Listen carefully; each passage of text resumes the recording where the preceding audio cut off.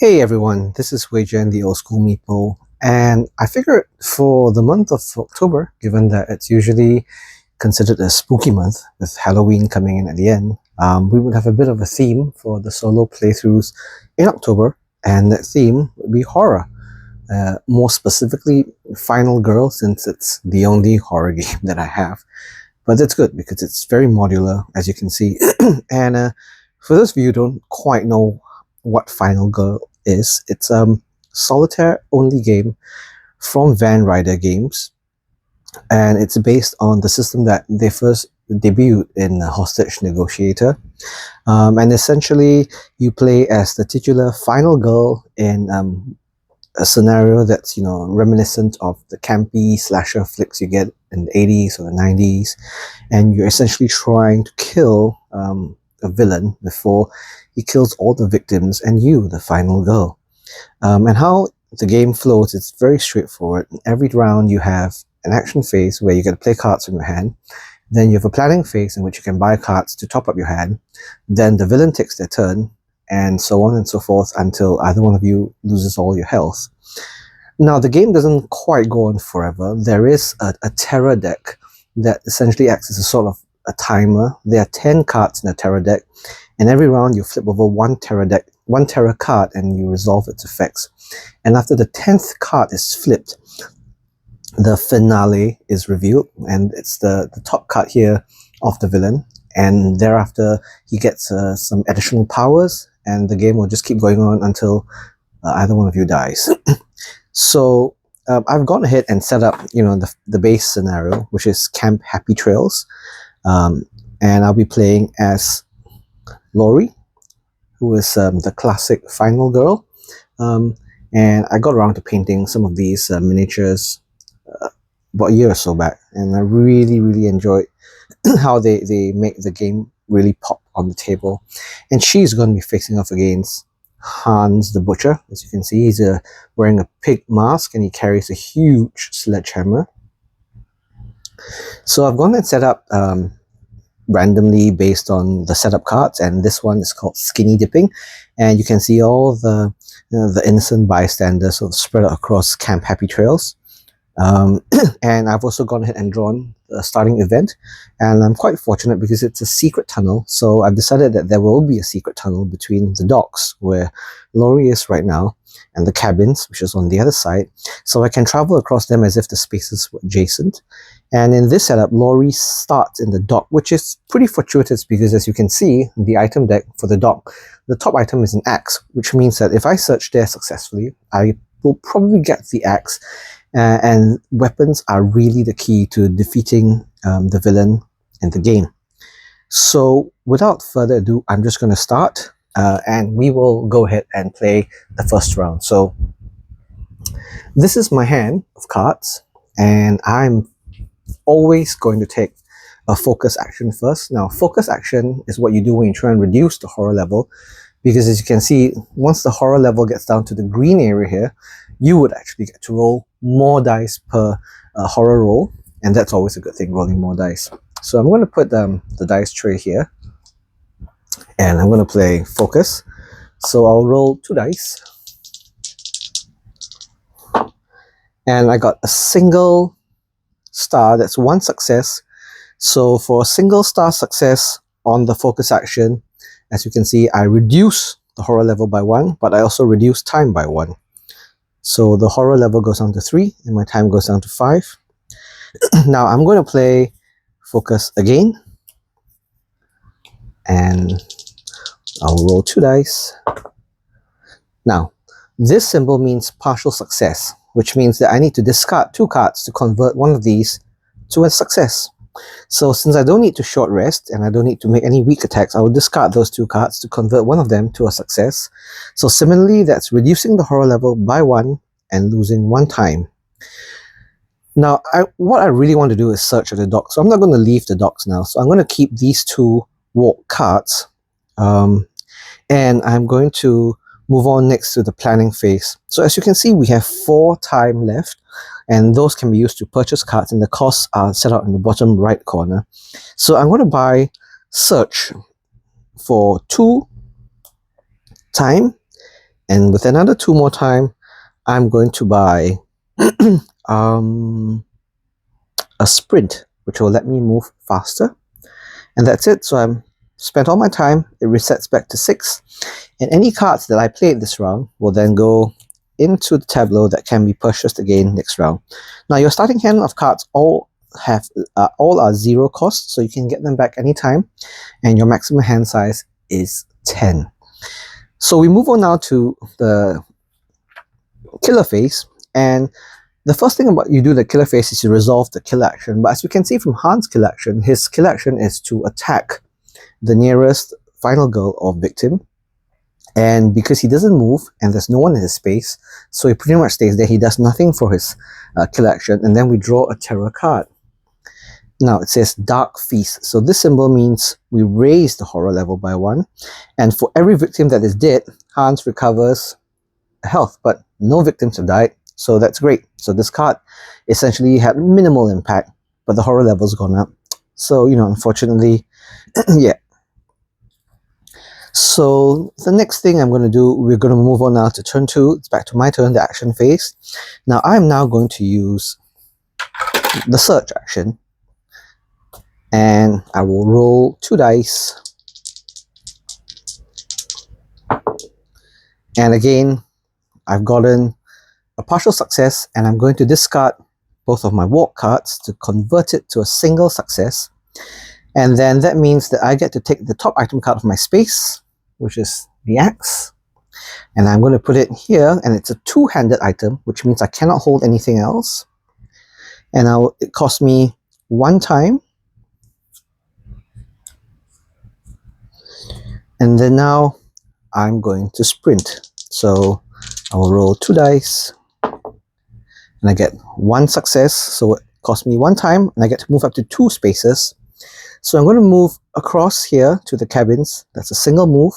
And every time you move, you can essentially take up to 2 victims with you. So I'm going to move out here and bring 1 victim with me. And that's my 2-space move. And I'm done. So for the planning phase, I'm going to take back all these cards that I played earlier because they're 0 cost. And with 4 time, I'm going to buy Distraction for 3 to try and reduce the horror level further. And then I will spend 1 time to buy Close Call, which will allow me to have a reroll. And we'll put back all the cards where they came from. And now it's the killer phase again. So the kill action, he does nothing, he doesn't move, there's no one in his space. So we flip a terror card, and it says Unholy Speed. Now this is a minor dark power, and it says that Hans moves 1 additional space for each boot symbol, and he will have this 2 extra health that we'll have to get rid of. So it actually becomes more hard to kill now. And we'll have to do more damage to kill him. But that's it for the killer phase, and we move on now back to the action phase. So I am going to start off with Distraction, or rather, well, I will start off with Focus. No, I will start off with Distraction. So I'm going to roll 2 dice. And that's 2 partial successes. So I'm going to discard the weak attack and short rest again to convert 1. So that is going to be reducing the horror level by 1, and I'll gain a time, which is great. Then I will use Focus, and I'll roll 2 dice. So again, partial successes. So I'll discard these 2 cards, which brings me finally down to the green horror level, and it also cost me 1 time, and that's it for my turn. So I'm going to have 6 time in the planning phase to buy cards. So now it's time to start moving around a bit. So I'm going to buy a sprint for 2. I'm going to take back the free cards. I'm going to buy another sprint for 2, and then I'm going to get a guard. So just sort of planning for, when in case Hans comes over. So that is 6 time spent. I reset this. The cards go back to the tableau. Again, killer phase, kill action, he doesn't move. We'll flip over the top tarot card, and it is Hans wants me. He's always wanted me. So this symbol means he's targeting the final girl, that's me. And as you can see, his movement right now is 1 for each boot. So he gets 2 boots, but he has a power that says that he moves 1 additional space for each boot. So he'll move 1, 2, and then the second boot, he'll move here, and he targets me. So he's targeting me, which means that he will do 2 damage, but luckily I have a guard. So I will play a guard, and I now roll 3 dice because the horror level is low. But unfortunately, it is all misses, and I don't want to use any of my cards to convert the partial success into a full success. So I'm going to take 2 damage. But fortunately, he doesn't kill anyone, so there is no panic phase here. The victims will remain, and it's now back to the action phase. So I'm going to now play one of my sprint cards.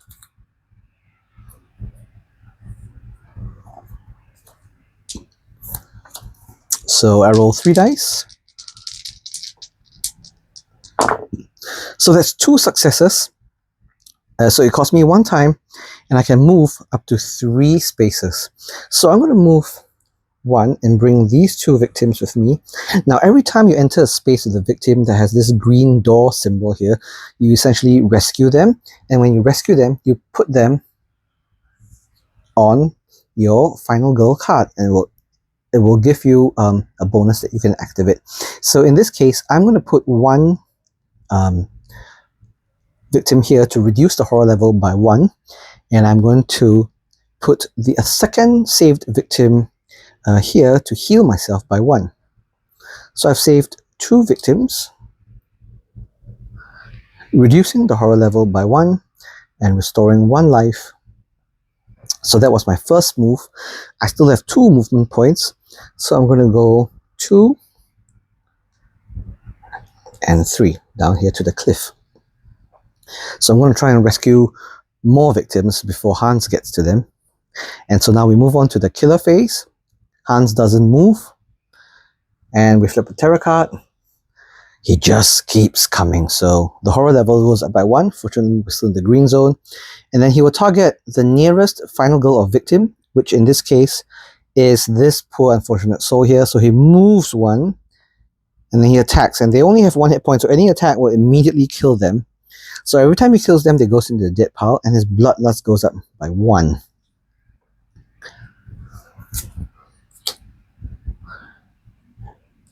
Oh, and I forgot to buy my cards. So I had 5 time, and so I'm just going to take back all the free cards, and with 5 time, I will get it's time to start planning. I'll spend 2 to get another sprint, and then I will spend 3 to get an improvise. Well, let's get a distraction. Okay, so we're back to the killer phase, where he has essentially moved and killed, and so now it's back to us, the action phase. So okay, so I've got a full hand of cards now. I think this is quite interesting. So this is what I'm going to do. So I'm first going to try and focus. So that's 3 dice. So that's 1 success. So spend 1 time, and I reduce this by 1. Then what I'm going to do now is I'm going to walk. So I'm going to spend 3 dice. So that's 2 successes. That's great. So that means that for 1 time I get to move up to 2 spaces. So that's 1, 2, and I'll bring these 2 victims along with me. And so that's 2 more victims saved. So for the first victim, I'm going to get the one that gives me 2 bonus times, so I'm back up to 6 time. And then for the second victim, I'm going to say that I will have the bonus that moves me one space. So I'm going to move back this way. Now I'm going to try and get these two people at makeup point out, because if I get 6, if I save 6 victims, then Laurie's ultimate ability will activate. So then now I'm going to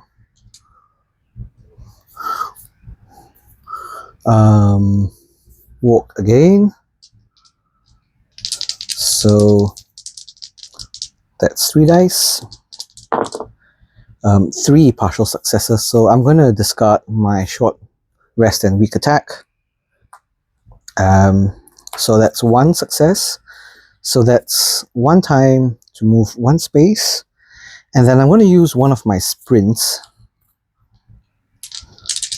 Let's see how far we can go. So that's 1 success. So I will move 1 and 2. So that's 2 for 1 time. Now the question is, do I use my next sprint? I think I will save it just in case, because otherwise I will be stuck here the next turn and I can't move. So I'm just going to... So that's it. So that's 3 cards in my hand. In the planning phase, I have 4 time. I will buy a retaliate. So retaliate is useful if Hans ever gets into my space. So that's a reset. And we put all the cards in here.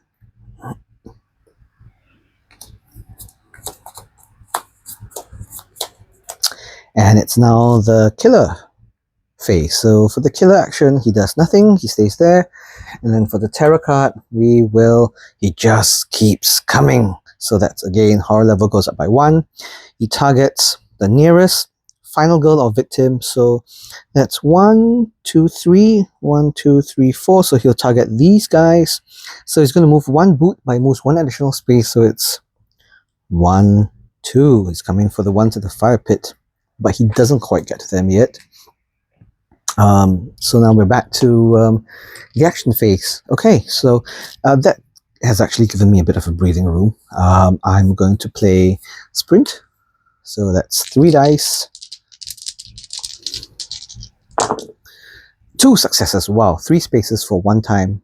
So that's 1, 2.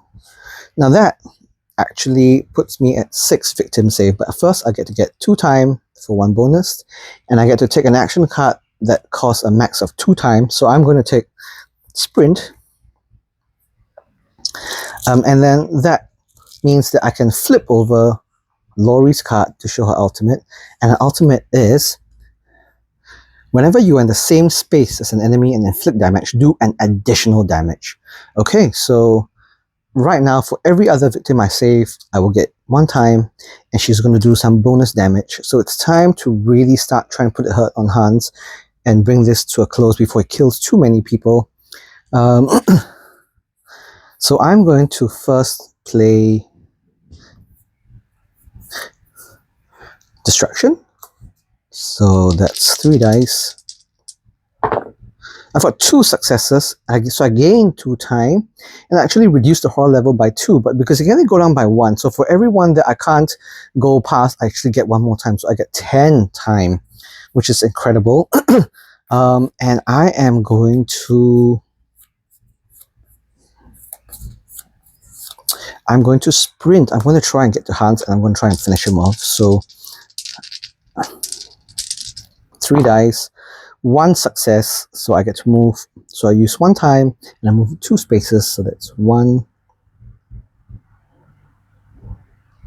and 2. Okay, so I think I'm not going to bother with the items anymore. So that's it. So for the planning phase, I have 9 time.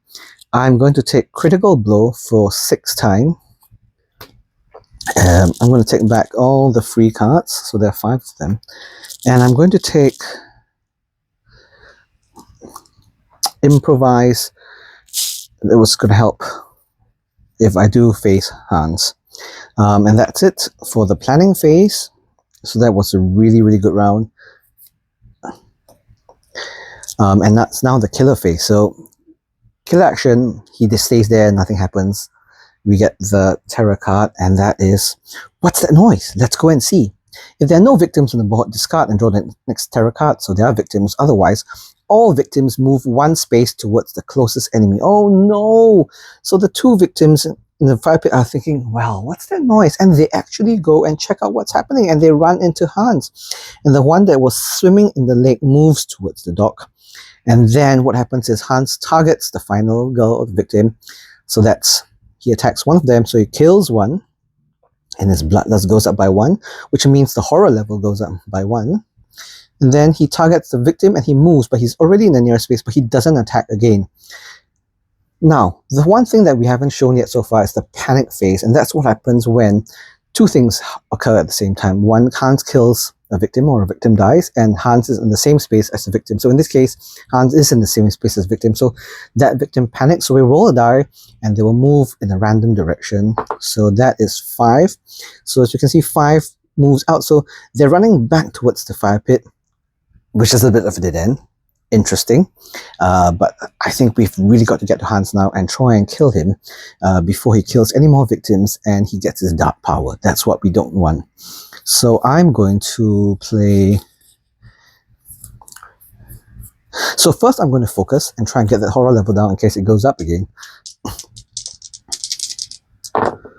That's partial success. So I'm going to discard the short rest and a walk.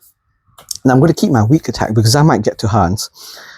So that's a full success. So for that means that I get to spend 1 time and reduce the horror by 1. So we're still capped down low. Now I'm going to start walking towards Hans. So I'm going to play a walk.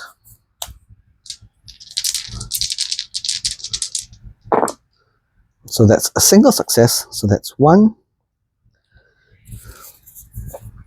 And that's it. I can't move anymore. So I'm just going to end with 5 time. So I'm going to get 2 sprint for 4 time. And then I'm going to get a reroll card, close call for 1. And that's it for the planning phase. I'm setting myself up for some attacks on Hans. And now it's the killer phase, killer action. He stays there. We're just like staring at each other. And we flip the top terror card, which is run for your life. If there are no victims on board, discard. There are victims. All victims that are not in your space must panic. All right. So first we'll have the victim in the fire pit panic. And we roll the die. So it's 3. So they move this direction. And for this victim, it's a 3, so they move here. So they're all congregated here. And then Hans targets the nearest final girl or victim. So we're both equidistant, but he will then always move towards the group with the biggest number of people. So he moves here, and then he's going to attack 1. So he kills another one, and his bloodlust goes up again. And then he moves towards the nearest victim, which is here. And we now go to the panic phase. So this victim is going to panic. And he or she is moving towards direction 5, which is this direction towards me. That's good. Maybe I can save her. Okay. So we're back to the action phase now. So we are now going to play sprint. So I'm going to sprint towards Hans. So that's a single success. So that's 1 time to move 2 spaces. So I'm going to move 1. I'm definitely not bringing the victim with me. And I'm running into Hans' space, which is 2. Okay, it's time to put the hurt on Hans. So the first thing I'm going to do is improvise. So improvise is an interesting card. If I get double successes, then for the rest of the action phase, all 3s and 4s will be considered as full successes. So this is very useful when you're trying to put some hurt on Hans. So I'm going to roll 3 dice. And unfortunately, I'm going to have a partial success. So I'm going to discard focus. Well, no. I'm going to use close call and spend 1 time and to reroll, or 2 times to reroll all the dice. So again, I've got partial successes only. So I'm going to discard sprint and focus to convert one to a partial success, to a full success. So that means my next roll for all 3s and 4s, they will be successes, and then I'm going to play critical blow. So let's go. I'm going to want double successes here. Yes, we've got a double success because this is converted to a full success. So 2 stars, so we do 3 damage. Now, because normally we would do 3 damage, but with the axe, we actually do 2 more damage. And with Laurie's ultimate ability, we do 1 more damage. So we actually do 6 damage to Hans. So that's 1, 2, 3, 4, 5, and 6. And he's down to 6 life. And the horror level goes down by 1. So it means I gain 1 time. And then I'm going to then follow it up with a weak attack on Hans. And unfortunately, no successes, which means I lose a life and my turn ends, which is fine because I have no more cards left to play. So I have 4 time in which to spend on cards. So I'm going to get, I'm going to buy Furious Strike. So that's 4 time. And I'm going to take back all the free cards. So we'll reset this to 6. And we'll put the cards back in the tableau.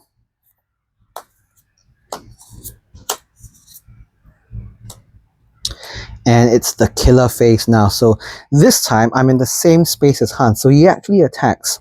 And because he attacks me, I'm going to play Retaliate. So for Retaliate, I'm going to roll 3 dice. And I got partial success. So I'm going to discard Focus and a Walk to change it to a single success, which means I reduce the attack, reduce the damage from the attack by 2. Now, as you can see from here, Hans only does 2 damage, so it actually reduces to 0. And then I do 1 damage, but because I have a weapon, it's actually modified, so I do 3 damage to Hans. And every time I inflict damage, I do an additional damage. So I inflict 4 damage on Hans, which is great. So Hans is down to 2 health now. Oh, this is so close. I've got 3 and Hans has 2. And then we will flip open the top terror card. And it is Horrific Hammer Rush. If there are no victims on the board, well, there are. So he will move towards the victim. I forgot that this card should have been discarded first, so that's not playing. So actually Hans still has 4 health, which is a lot. So it's going to move towards the victim, and it's going to attack the victim. He kills the victim, so his bloodlust goes up here. So the horror level goes up by 1. And then for each victim killed during this attack, the horror level goes up by 1 again. So now we're at 2, so which means I only roll 2 dice, and his damage goes up to 3. So that is not ideal. But that's it. There are no more victims on the board, so it's just me versus Hans right now. Okay. I am going to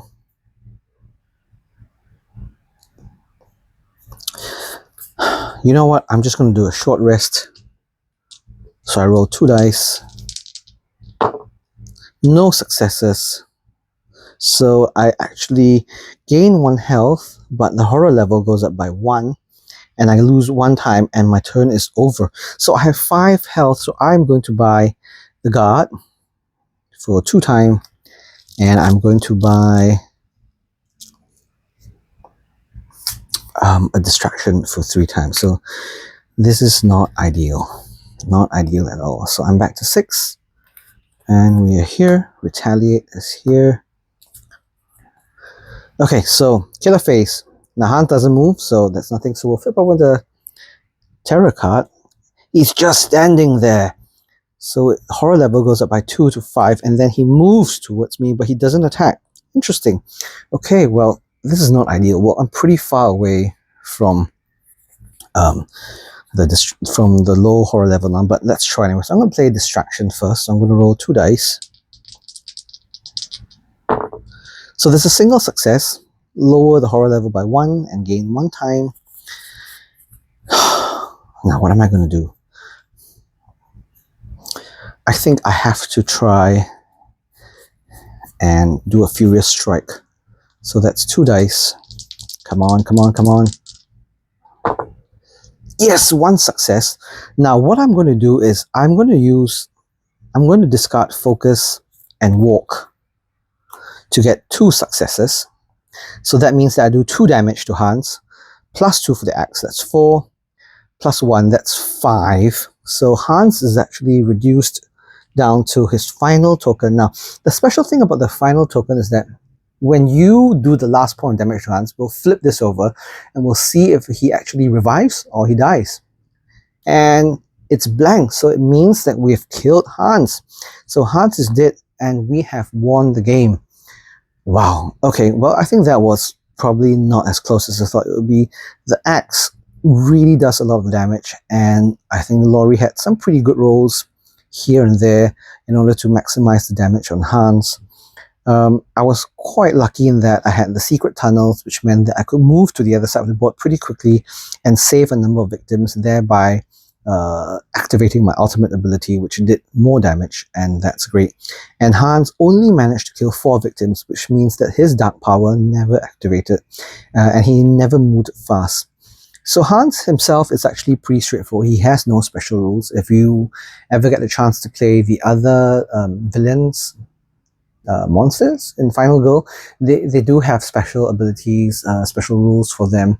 And I think the interesting thing about the game is how modular it is. So you don't just traditionally buy like a box game and play it. How they sell it is that you buy a core box, which comes with the core set of components that you need to play the game. And then you buy what you call a feature film, which is something like this. So the feature film comes as a box, and it comes with, 1 villain, so in this case it's Dr. Fright, and it comes with a location, so in this case it's Maple Lane, and it comes with 2 final girls. So here we have this girl here and this girl here, and I can never remember their names. And how it works is that it's totally modular. You can mix and match. So I could have played Dr. Fright here at Camp Happy Trails, or I could have fought Hans here at Maple Lane. And there are so many seasons out now that there are 3 seasons. So there are, more than 15 different feature films, which means that you can really mix and match a lot of the output and then play different villains in different locations, and that really helps to add to the replayability of this game. It is pretty luck-based in the sense that you are chucking a lot of dice every turn. So if you're not a fan of luck or dice rolling, then this may or may not be the game for you. But I think what I really like about Final Girl is the story that it tells. It comes up with such a good narrative. Like even in this case, right, we could see that Laurie was running around saving the victims, pulling them up from Makeup Point and the cliff, and getting them out while Hans was just stalking the victims. And then when he approached the fire pit, some of them heard the noise and moved out to see what was it, only to be killed by him. So, and then Laurie, being the final girl, because everyone else was dead or had run away, then used the axe and essentially slaughtered Hans. So that's Final Girl for you. This is the first of many Final Girl playthroughs for the month of October. And I will move through some of the scenarios in Season 1. That's partially because I haven't painted the Season 2 miniset, but I think I will get around to it. And hopefully by the end of the month, we will have a very cool random scenario and victim generator for the last playthrough of October for Final Girl to see where it goes. So other than that, I hope you enjoyed this solo playthrough very much. And if you like this game, do check it out on Van Ryder Games. Otherwise, take care, and I'll see you guys soon.